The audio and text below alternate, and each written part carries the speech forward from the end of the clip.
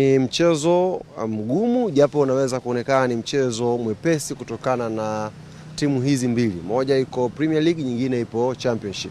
Lakini ukiwafuatilia vizuri Stand United wana chances mpaka 70% za kuwa timu itakayopanda daraja msimu ujao. Kwa hiyo hawako ambako wapo kwa bahati mbaya. Wako wakiwa na timu nzuri, wakiwa na mipango mizuri, na naamini na wao wanataka kuweka rekodi nzuri kwenye michuano hii.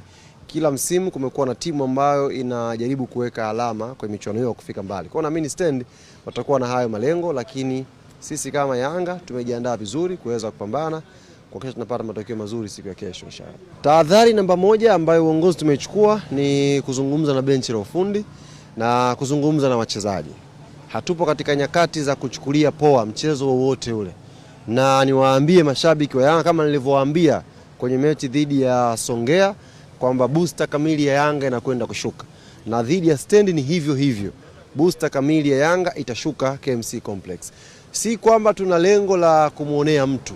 Tuna lengo la kukamilisha malengo ambayo tunayataka kuyafikia msimu huu. Kwa hiyo hatuna mechi tutakayochukulia poa, hakuna mpinzani tutakayemdharau. Kila player atakayepewa nafasi ajue ni player ambaye anatakiwa akaipambanie klabu yetu kuweza kupata matokeo mazuri.